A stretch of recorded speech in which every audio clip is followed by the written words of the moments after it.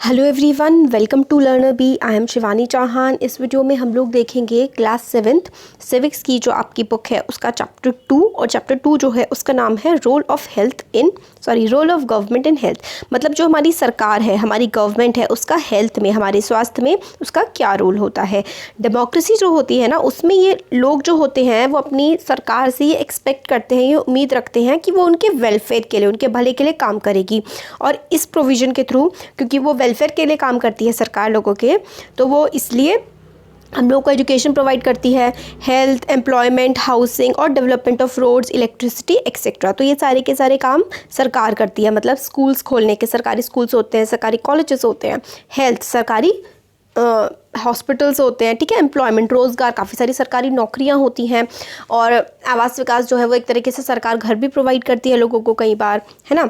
तो और सड़कें बनवाती है, हमें बिजली प्रोवाइड करती है, ये सारी की सारी चीज़ें हमें सरकार देती है। और इस चैप्टर में हम इसी चीज़ के बारे में पढ़ेंगे कि किस तरीके से सरकार हम लोगों को हेल्थ केयर प्रोवाइड करने में मदद करती है। तो सबसे पहले हेल्थ केयर हमने पढ़ा, हेल्थ के बारे में हम बात कर रहे हैं। तो हेल्थ होती क्या है? We can think of health in many ways. हम लोग कई तरीके से हेल्थ के बारे में, स्वास्थ्य के बारे में सोच सकते हैं। Health means our ability to remains free of illness and injuries. Very wonderful definition, बहुत अच्छी। देखिए यहाँ से लेकर के यहाँ तक जो है ना, health means our ability to remain free of illness and injuries. Health का मतलब है हमारी एबिलिटी कि हम लोग इलनेस, बीमारियों से दूर रह सकें, ठीक है। हमारी हेल्थ अच्छी कब होगी, हमारा स्वास्थ्य कब अच्छा होगा? जब हमारे पास बीमारियों से दूर रहने की क्षमता हो। बट हेल्थ का मतलब सिर्फ डिसीज़ से, बीमारियों से तो नहीं होगा। आप काफ़ी सारी सिचुएशंस के भी एसोसिएट कर सकते हैं हेल्थ को कि this situation is not healthy. मतलब ये चीज़ अच्छी नहीं है हमारी हेल्थ के लिए, या फिर एज अ होल हर किसी के लिए जो कंडीशन अच्छी नहीं होती, हम उसको ऐसा कह सकते हैं, this is not a healthy condition. A relation is not healthy, मतलब दो लोगों के बीच के संबंध अब ठीक नहीं रहे हैं, तो वो भी नॉट हेल्दी। इस तरीके से हम लोग इस्तेमाल करते हैं शब्द का। मगर हम लोग कई बार इस फैक्ट को इग्नोर कर देते हैं कि सारी की सारी चीज़ें एक तरीके से हेल्थ से रिलेटेड है। अपार्ट फ्रॉम डिसीज़ के अलावा, बीमारियों के अलावा, हम लोगों को काफ़ी सारे अदर फैक्टर्स भी अफेक्ट करते हैं, जो हमारी सिर्फ बीमारी होने से पहले भी काफ़ी सारे फैक्टर्स होते हैं ना। जैसे कि ड्रिंकिंग वाटर, अगर गंदा पानी होगा तो उससे कॉलरा वगैरह हो सकता है। पोल्यूशन फ्री एनवायरनमेंट हमें चाहिए होगा अगर हमें हेल्दी रहना है, नहीं तो फेफड़े खराब हो जाएंगे भाई, है ना, लंग्स में प्रॉब्लम होने लगेगी। और अदर हैंड, अगर हम लोग को एडिक्वेट खाना ना मिले और हम लोग बहुत ही गंदी क्रैम्प्ड कंडीशन, ख़राब कंडीशन में रहें, तो इसका मतलब हम लोग इलनेस के लिए प्रोन हो जाते हैं, ज़्यादा चांसेस हो जाते हैं कि बीमार पड़ेंगे हम। तो ड्रिंकिंग वाटर अच्छा होना चाहिए, पोल्यूशन नहीं होना चाहिए, ठीक है, खाना अच्छा होना चाहिए और साफ़ सुथरी जगह होनी चाहिए। इससे हम लोग बीमारियों से बच सकते हैं। और हम लोगों को सबको एक्टिव होना पड़ेगा और अच्छी स्पिरिट्स में रहना पड़ेगा जो भी हम काम कर रहे हैं। मतलब जब हम लोग काम कर रहे होते हैं और अगर हम थका थका फील कर रहे हैं और कई महीनों तक या कई दिनों तक अगर हम लोग थका, डल सा, इनएक्टिव सा, एंग्शियस, डरे हुए हैं, स्केयर्ड से हैं काफ़ी लंबे समय तक, तो इसका मतलब है हमारी मेंटल कंडीशन ठीक नहीं है, और ये भी एक मतलब बीमारी के लक्षण हैं। और ये सारे हम लोगों ने देखे वेरियस एस्पेक्ट्स थे हमारी हेल्थ केयर के।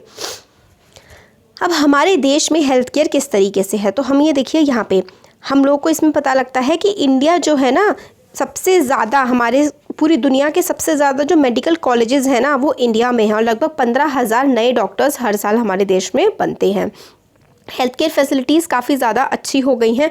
1950 जब हमारा देश आज़ाद हुआ था, उस टाइम से लगभग, उस टाइम जो थे लगभग 2717 हॉस्पिटल्स थे, और 1991 आते आते 11,000 से ज़्यादा हो गए, और 2000 के टाइम पर 18,000 हॉस्पिटल्स बनाए जा चुके हैं। इंडिया में मेडिकल टूरिज़्म भी काफ़ी ज़्यादा होता है। मेडिकल टूरिज़्म क्या होता है? ये देखिए, इसमें क्या होता है ना, जैसे कि हमारा देश है ना, हमारे देश में डॉक्टर्स बहुत अच्छे हैं और इलाज भी कंपैरेटिवली बाकी देशों से सस्ता है, तो दूसरे देशों के लोग ना हमारे देश में इलाज करवाने आते हैं। ये होता है मेडिकल टूरिज़्म, ठीक है। तो काफ़ी ज़्यादा इंडिया इसमें भी काफ़ी पैसा कमा लेता है मेडिकल टूरिज़्म से। और इंडिया 3rd लार्जेस्ट प्रोड्यूसर है मेडिसिन इन द वर्ल्ड। अब तो हमारा देश ना वर्ल्ड की फार्मेसी के नाम से जाना जाता है। हम बहुत ज़्यादा मेडिसिन हमारे देश में बनती हैं और बहुत सारी हम लोग बाहर भी भेज देते हैं। अब ये तो हम लोगों ने पॉजिटिव पॉइंट्स देखे, इस वाले जो था इधर हमने सारी अच्छी अच्छी चीज़ें देखी। अब थोड़ी नेगेटिव चीज़ें देखते हैं कि क्या दिक्कतें हैं। काफ़ी सारे डॉक्टर्स जो हैं वो सिर्फ और सिर्फ शहरों में रहते हैं, गाँव में नहीं रहते। जो गाँव के लोग हैं उनको काफ़ी दूर तक ट्रैवल करना पड़ता है एक इलाज करवाने के लिए अपना। काफ़ी सारे number of doctors with respect to population is much less in rural areas. मतलब कितनी पॉपुलेशन पे डॉक्टर कितने होने चाहिए, उसका जो रेशियो है ना वो भी काफ़ी ज़्यादा ख़राब है। मतलब बहुत बड़ी पॉपुलेशन के लिए डॉक्टर की अवेलेबिलिटी नहीं है हमारे देश में। लगभग 5 लाख पीपल जो है ना, 5 लाख लोग ट्यूबरकुलोसिस TB की बीमारी से 5 लाख लोग हर साल मर जाते हैं। और ये इंडिपेंडेंस के टाइम से, आज़ादी के टाइम से ये नंबर चेंज नहीं हुआ है। और लगभग 2 मिलियन केसेस, 20 लाख केसेस आते हैं हमारे देश में हर साल जो है मलेरिया के, और काफ़ी लोगों की मलेरिया की वजह से डेथ भी हो जाती है। और लगभग हम लोग पूरे देश को साफ़ पानी, पीने का पानी नहीं प्रोवाइड कर पाए हैं। और 21% जो कम्युनिकेबल डिसीज़ है, कम्युनिकेबल डिसीज़ का मतलब होता है ऐसी डिसीज़ जो हम किसी दूसरे को ट्रांसफ़र कर सकते हैं या कोई दूसरा हमें ट्रांसफ़र कर सकता है। जैसे कि फ्लू, कोई छींकेगा तो आपको भी खांसी हो सकती है। मगर ऐसे जैसे कि बहुत सारी बीमारियाँ हैं, जैसे डायबिटीज़ हो गई, कैंसर हो गया, ये आपको दूसरे से पास नहीं होगी। तो जो बीमारी पास कर सकता है कोई इंसान आपको, तो वो कम्युनिकेबल, छुआछूत की बीमारियाँ, हवा में इससे फैलने वाली बीमारी जो होती हैं वो कम्युनिकेबल डिसीज़ होती हैं। कम्युनिकेबल डिसीज़ वाटरबॉर्न होती हैं बहुत सारी, जैसे कि डायरिया, वॉर्म्स, हेपेटाइटिस, गंदे पानी की वजह से ये फैलती हैं। हाफ चिल्ड्रन, आधे से ज़्यादा इंडिया के जो चिल्ड्रन हैं उनको एडिक्वेट खाना नहीं मिल पाता है, ज़रूरत के जितना खाना नहीं मिल पाता है, उनका अंडर न्यूट्रिशन है, मतलब उनमें न्यूट्रिशन की कमी है। तो in order to prevent and treat illnesses we need appropriate health care facilities such as health centre, hospital, laboratories for testing, ambulance service, blood bank etcetera. तो हम लोगों को बीमारियों से लड़ने के लिए हेल्थ केयर सर्विसेज चाहिए, हेल्थ केयर फैसिलिटीज़ चाहिए। जैसे कि हेल्थ केयर फैसिलिटी क्या हुई, हॉस्पिटल्स हो गए, क्लिनिक्स हो गए, लेबोरेटरी हो गए जिसमें चीज़ों की टेस्टिंग हो सके, ब्लड बैंक हो सके। ये सारे ना क्वेश्चंस हैं, इतने हमारे लिए इतना भी ज़रूरी नहीं इनको पढ़ने की। India it is often said we are unable to provide health care services for all because government does not have enough money and facilities. तो इंडिया में कहा जाता है कि गवर्नमेंट के पास फैसिलिटी नहीं है, पैसा नहीं है। क्या ऐसा सच में है? आपको ऊपर पढ़ के लगा? तो ये है। तो इसका आंसर हाँ भी है और ना भी। पॉपुलेशन बहुत ज़्यादा है भाई, 130 करोड़ आबादी है ना, तो और डेवलपिंग देश है हम, तो इसलिए थोड़ी दिक्कतें तो हैं देश में। तो हम लोगों को क्या क्या चाहिए होता है, ब्लड बैंक्स चाहिए होते हैं, लेबोरेटरी, हॉस्पिटल्स वगैरह चाहिए होते हैं, that can provide required care and service that patient need. ठीक है, तो इससे हॉस्पिटल्स ऐसे होने चाहिए कि जितनी ज़रूरत है पेशेंट को वो सारी चीज़ें अवेलेबल हों। ऐसी फैसिलिटीज़ के लिए हम लोगों को क्या चाहिए, वर्कर्स चाहिए, हेल्थ वर्कर्स, नर्स चाहिए और क्वालिफाइड डॉक्टर्स चाहिए, और काफ़ी सारे दूसरे हेल्थ प्रोफेशनल भी चाहिए जो एडवाइस दे सकें और टेस्ट कर सकें या फिर ट्रीट कर सकें इलनेस को। मतलब हम लोग को doctors, nurses, health care workers, ये सब की बहुत ज़्यादा ज़रूरत है। हम लोगों को मेडिसिन की भी ज़रूरत है और ऐसे इक्विपमेंट्स की भी ज़रूरत है जिनसे पेशेंट ट्रीट हो सके, जैसे कि मशीन्स आती हैं काफ़ी सारी, है ना। और these facilities are required to take care of us, और इन फैसिलिटीज़ की हमें बहुत ज़रूरत है ताकि हम लोग अपना ध्यान रख सकें। तो India has a large number of doctors, India में बहुत सारे डॉक्टर्स हैं, क्लिनिक्स हैं, हॉस्पिटल्स हैं, और कंट्री में काफ़ी ज़्यादा जो एक्सपीरियंस एंड नॉलेज भी है इन running public health care system. हम लोग सरकारी हेल्थ केयर सिस्टम चलाने में की हमारे पास काफ़ी नॉलेज भी है। ये जो सिस्टम है हॉस्पिटल्स का, हेल्थ केयर सेंटर का, ये गवर्नमेंट चलाती है। अब देखिए, आपने कभी भी सुना होगा ना पब्लिक हॉस्पिटल या फिर गवर्नमेंट हॉस्पिटल, तो इसका मतलब ये है कि वो गवर्नमेंट के हैं, सरकारी हॉस्पिटल हैं वो, और बाकी जो प्राइवेट होते हैं वो लोगों ने खुद खोले हुए होते हैं। तो it has ability to look after health of large section of its population scattered over hundreds of thousands of villages। तो इसके पास कैपेसिटी है, मतलब हमारे देश के पास कैपेसिटी है कि हम लोग काफ़ी अपनी पॉपुलेशन को केटर कर सकते हैं, उनका इलाज कर सकते हैं। ठीक है, we will go into detail on this later. अभी आगे हम देखेंगे किस तरीके से हम लोगों ने गांव-गांव में हॉस्पिटल्स बना रखे हैं या फिर छोटे छोटे पब्लिक हेल्थ केयर सेंटर्स बना रखे हैं।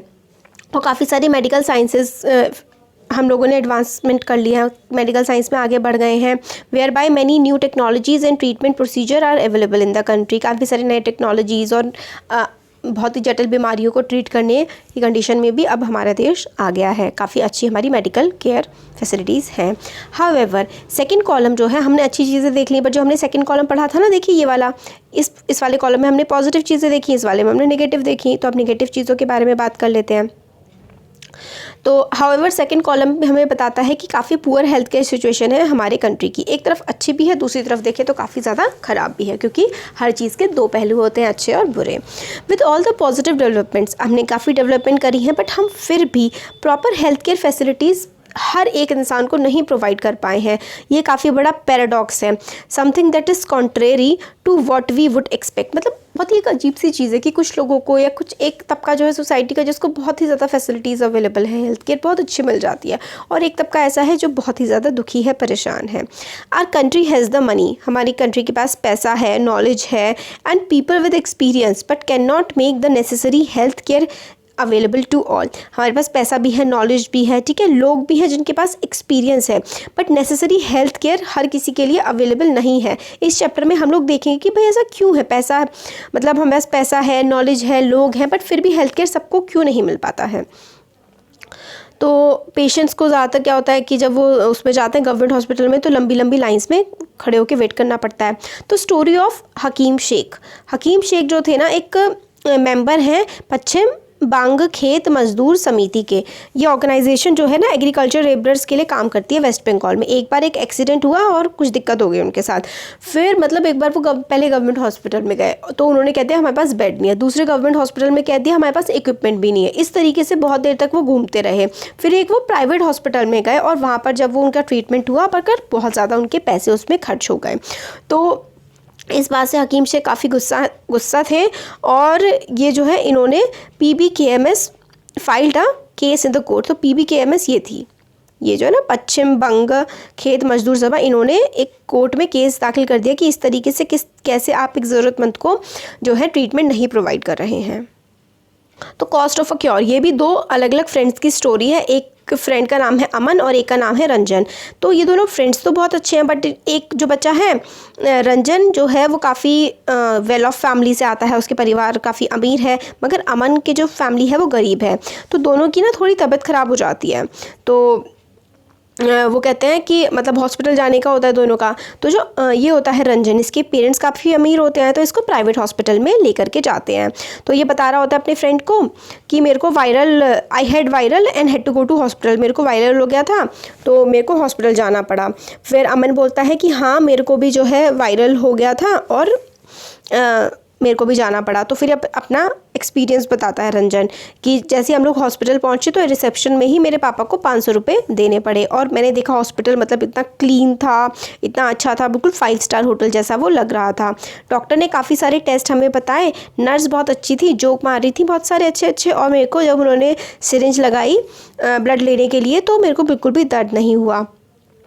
फिर टेस्ट के रिज़ल्ट आ गए और फिर हम लोगों को उन्होंने कहा कि कोई डरने की बात नहीं है, सिर्फ हल्का सा फीवर है और जो मेडिसिन है वो ले लेना और रेस्ट कर लेना। फिर वो कह रहे डॉक्टर भी बहुत अच्छे से बात कर रहे थे कि बता रही थी ये वाली दवाई कब लेनी है, ठीक है। तो काफ़ी अच्छा रंजन का एक्सपीरियंस रहा। फिर जो है अमन से रंजन कह रहा होता है कि मैं मतलब मर रहा था तुम्हें ये सब कुछ बताने के लिए, तो तुम किस हॉस्पिटल में गए।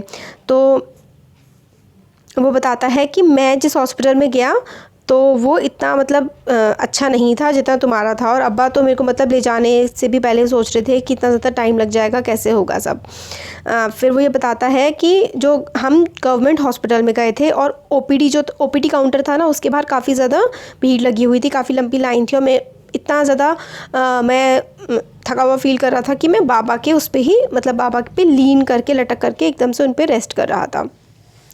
फिर डॉक्टर जब हमारा टर्न आया, डॉक्टर ने हमें एग्ज़ामिन किया, ब्लड टेस्ट लिखा। फिर हम लोगों को फिर से एक दूसरी लंबी सी लाइन में जा कर के खड़ा होना पड़ा। हम लोग को 3 दिन बाद रिज़ल्ट मिला और हम फिर डॉक्टर के पास गए। फिर उनसे पूछा गया कि हमें इसका OPD कार्ड दिखाओ और फिर फटाफट से टेस्ट रिज़ल्ट दिखाओ, प्लीज़ जल्दी से ये काम करिए। फिर जब डॉक्टर चेक करती हैं कि वो कहती हैं कि भाई कुछ नहीं है, वायरल फ़ीवर है और मैं सिर्फ एक ही मेडिसिन है वो दे दूँगी वायरल, जिससे जो है कम हो जाएगा। तो फिर वो बताता है कि my hospital was nice but they gave me many medicine and whole thing cost a lot. फिर जो रंजन बोलता है मेरा हॉस्पिटल काफ़ी अच्छा था बट उन्होंने मतलब मेरे को काफ़ी सारी दवाई दी और बट वो काफ़ी अच्छा था। फिर मगर अमन बोलता है कि मेरे जो ट्रीटमेंट था उसमें तो बहुत ही ज़्यादा कम पैसे लगे, मगर मेरा हॉस्पिटल अच्छा नहीं था, इतना अच्छा नहीं था जिससे तुम्हारा था। तो एक था पब्लिक हॉस्पिटल और एक था प्राइवेट हॉस्पिटल। तो इसको हम बोलते हैं कि पब्लिक हेल्थ केयर सिस्टम या फिर प्राइवेट हेल्थ केयर सिस्टम। इस स्टोरी से हम लोगों को समझ में आ जाता है कि हम लोग का हेल्थ केयर सिस्टम रफली 2 पार्ट्स में डिवाइड होता है, एक पब्लिक हेल्थ केयर फैसिलिटीज़ में और एक प्राइवेट हेल्थ केयर फैसिलिटी में। तो पब्लिक हेल्थ केयर फैसिलिटी क्या होती है, तो ये होते हैं chain of health centres and hospitals run by government. तो चेन ऑफ हेल्थ सेंटर का मतलब पूरे देश में हमारे जितने भी सरकार के द्वारा खोले गए हॉस्पिटल्स हैं या फिर हेल्थ केयर सेंटर है, जो मतलब प्रॉपर हॉस्पिटल नहीं है बट उसमें जो छोटी मोटी बीमारियां हैं ना, नॉन कम्युनिकेबल डिसीज़ वगैरह उनका इलाज या फिर कम्युनिकेबल डिसीज़ वगैरह का छोटी मोटी बीमारियों का इलाज हो जाता है, वो हेल्थ केयर सेंटर होते हैं और वो एक दूसरे से जुड़े हुए होते हैं। और ये दोनों रूरल गांव के इलाकों को और शहरों को भी कवर करते हैं और ट्रीटमेंट प्रोवाइड करते हैं काफ़ी सारे हर काइंड की प्रॉब्लम के लिए, from common illness to special services. At village level there are health centres, village level पे हेल्थ सेंटर्स अवेलेबल हैं, वेयर जहाँ पर क्या होता है, नर्स होती है। विलेज में क्या होते हैं, विलेज में ना ज़्यादातर बड़े हॉस्पिटल्स नहीं होते क्योंकि छोटे छोटे गाँव होते हैं, तो विलेज में हेल्थ केयर सेंटर्स होते हैं, health centres where usually a nurse and a village health worker. तो एक नर्स होती है उसमें और हेल्थ वर्कर होता है। They are trained in dealing with common illness, मतलब common illness and work under the supervision of doctors at the primary health centre. तो वो ट्रेंड होते हैं डील करने में जो कॉमन इलनेस होती है उसको, और वो सुपरविजन में वर्क करते हैं डॉक्टर्स की, जो कि प्राइमरी हेल्थ सेंटर के डॉक्टर्स होते हैं, उनकी सुपरविजन में ये जो गाँव में जो सेंटर्स होते हैं हेल्थ सेंटर, उसके जो नर्स वगैरह होती हैं ये PHC पब्लिक हेल्थ सेंटर के डॉक्टर्स की निगरानी में काम करते हैं। सच सेंटर और जो PHC होता है ना, ये काफ़ी सारे छोटे छोटे गांव होते हैं उसका एक तरीके से हेड ब्रांच आप समझ सकते हैं। डिस्ट्रिक्ट लेवल जो होती है उसमें डिस्ट्रिक्ट हॉस्पिटल होता है और वो सारे के सारे जो हेल्थ सेंटर होते हैं उनको सुपरवाइज करता है।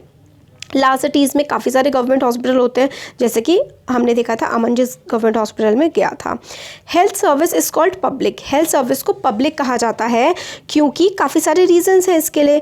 इन order to fulfil its commitment of providing health care to all citizens, government has established these hospital and health centre. क्योंकि गवर्नमेंट डेमोक्रेसी में गवर्नमेंट की रिस्पॉन्सिबिलिटी होती है लोगों का ध्यान रखना, इसलिए गवर्नमेंट जो है काफ़ी सारे हॉस्पिटल्स और हेल्थ केयर सेंटर्स को इस्टेब्लिश करती है। ऑल्सो काफ़ी सारे रिसोर्सेज, काफ़ी चीज़ों की ज़रूरत होती है इन सर्विसेज को चलाने के लिए, ठीक है। These services are obtained from the money that we the public pay the government as taxes. तो ये गवर्नमेंट जो है किस तरीके से हॉस्पिटल्स चला पाती है, क्योंकि हम लोग गवर्नमेंट को टैक्स पे करते हैं, हम टैक्स पे करते हैं, गवर्नमेंट के पास पैसा आता है और उन पैसे से ही गवर्नमेंट ही हॉस्पिटल्स या बाकी सारे काम कर पाती है। These such facilities are meant for everyone, ये फैसिलिटीज़ हर किसी के लिए होती हैं। One of the most important aspects, जो एक काफ़ी इंपॉर्टेंट एस्पेक्ट है पब्लिक हेल्थ केयर सिस्टम का, वो ये है is to provide quality health care, अच्छी हेल्थ केयर प्रोवाइड करना, या तो फ्री या फिर बहुत ही कम कॉस्ट पे। दिस इज़ वेरी इंपॉर्टेंट कि हेल्थ केयर जो सिस्टम है, पब्लिक हेल्थ केयर सिस्टम, उसका जो ऑब्जेक्टिव होता है ना, वो ये होता है कि सबको अच्छी हेल्थ केयर प्रोवाइड करना, या तो बिल्कुल फ्री ऑफ कॉस्ट या फिर काफ़ी सस्ते में। तो ये पब्लिक हेल्थ केयर सिस्टम का काम होता है। अनदर इम्पॉर्टेंट फंक्शन, जो काफ़ी इंपॉर्टेंट फंक्शन होता है पब्लिक हेल्थ केयर सिस्टम का, वो होता है प्रिवेंट करना, डिसीज़ फैलने से बचाना, जैसे कि TB, मलेरिया, जॉन्डिस, कॉलरा, इस तरीके के डिसीज़ को, डायरिया, चिकनगुनिया, इस तरीके की बीमारियां ना फैलें, इस बात का भी ध्यान रखा जाता है सरकार के द्वारा और गवर्नमेंट हॉस्पिटल्स के द्वारा। It has to be organised by government with the participation of people, otherwise it is not effective. तो ये जो है, मतलब गवर्नमेंट हॉस्पिटल्स हैं, ये गवर्नमेंट के साथ साथ लोगों की भी रिस्पॉन्सिबिलिटी होती है कि इनमें डॉक्टर्स के काम में और हेल्थ वर्कर्स के काम में मदद करें, बाधा ना पहुंचाएं। एग्जाम्पल के लिए, when taking up a campaign to see that mosquitoes do not breed, जब मतलब कि मॉस्किटोज ना पनपे, क्योंकि मॉस्किटो पानी मतलब रुके हुए पानी में पनपते हैं ना, तो उसके लिए हमें क्या ध्यान देना पड़ेगा कि हमारी जो छतें हैं, हमारे आसपास के इलाके हैं, उसमें कहीं भी पानी ना ठहरे, ठीक है। तो देखिए यहाँ पे स्टार्टिंग में ना इस जगह वाई पे टैक्सेस, हम लोग टैक्स क्यों पे करते हैं भाई, हम लोग सिटीजन्स हैं, हम पैसा कमाते हैं, जो डिफेंस हो गया, पुलिस हो गया, जुडिशरी, हाईवे, ये सारे के सारी चीज़ें जो हैं सरकार के पास, हेल्थ केयर, एजुकेशन, एम्प्लॉयमेंट, कैसे पैसा आएगा, जो हम लोग टैक्स पे करते हैं ना, उन्हीं से ही पैसा आता है। और बाकी जैसे कोविड-19, कोरोना वायरस जैसी आपदाएं जो है, इनसे निपटने के लिए गवर्नमेंट को पैसे की ज़रूरत होती है, वो हम लोग टैक्स के थ्रू जब पे करते हैं तो गवर्नमेंट के पास पहुंचते हैं, ठीक है।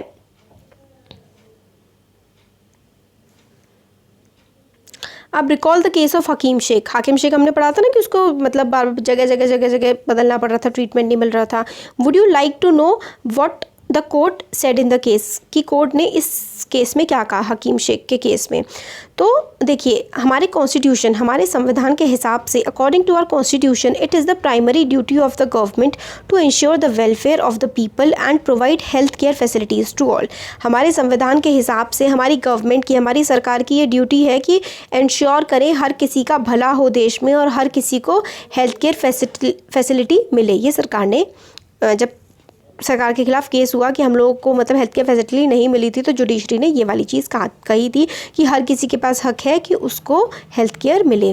Government must safeguard the right to life of every person. Government को हर किसी की राइट टू लाइफ, मतलब ज़िंदा रहने के अधिकार को सेव करना चाहिए। कोर्ट ने कहा the difficulty that Hakim Sheikh had to face could have cost him his life, मतलब बार बार हॉस्पिटल से कह रहे थे कि नहीं लेंगे, हम एडमिट नहीं करेंगे, तो वही उनकी डेथ भी हो सकती थी। If hospital cannot provide timely medical treatment to a person, it means that his protection of life is not being given. अगर सही टाइम पर एक इंसान को इलाज नहीं मिलता है, तो इसका मतलब जो हमारे पास संविधान में राइट टू लाइफ का अधिकार है वो तो हमें दिया ही नहीं जा रहा है। कोर्ट ने यह भी कहा कि ये ड्यूटी है हर गवर्नमेंट की to provide necessary health care services including treatment in emergency situation, कि भाई हेल्थ केयर सर्विस सबको प्रोवाइड करो, पूरे देश के लोगों को, और जब इमरजेंसी कंडीशन हो तब तो बिल्कुल किसी को मना करना ही नहीं चाहिए। हॉस्पिटल और मेडिकल स्टाफ को अपनी ड्यूटी पूरी करनी चाहिए और ज़रूरी ट्रीटमेंट प्रोवाइड करना चाहिए जिसे भी ज़रूरत होती है। हकीम शेख वॉज डिनाइड ट्रीटमेंट, हकीम शेख को ट्रीटमेंट देने से मना कर दिया गया था काफ़ी सारे गवर्नमेंट हॉस्पिटल्स में। इसलिए कोर्ट ने कहा स्टेट गवर्नमेंट को कि उसको हकीम शेख को वो पैसा वापस किया जाए जो उनका खर्चे में लगा है बीमारी के दौरान। तो देखिए, जो यूनिसेफ है ना, उसने ये कहा है कि इंडिया में काफ़ी सारे बच्चों की डेथ हो जाती है हर साल, बल्कि जिन डेथ से उनको बचाया जा सकता है, ऐसी बीमारियों से भी बच्चों की डेथ हो जाती है। तो देखिए, वीडियो काफ़ी बड़ा हो जाएगा, अभी चैप्टर थोड़ा बहुत बचा हुआ है, लगभग 20 मिनट्स का और बन जाएगा वीडियो, और 21 मिनट्स का तो हो ही चुका है। तो अब हम क्या करते हैं ना, नेक्स्ट वीडियो में देख लेते हैं आगे जो बचा हुआ चैप्टर है उसको। कैसा लगा वीडियो ज़रूर बताइएगा, अभी बस थोड़ी सी देर में आ जाएगा, जल्दी बना दूँगी मैं वीडियो।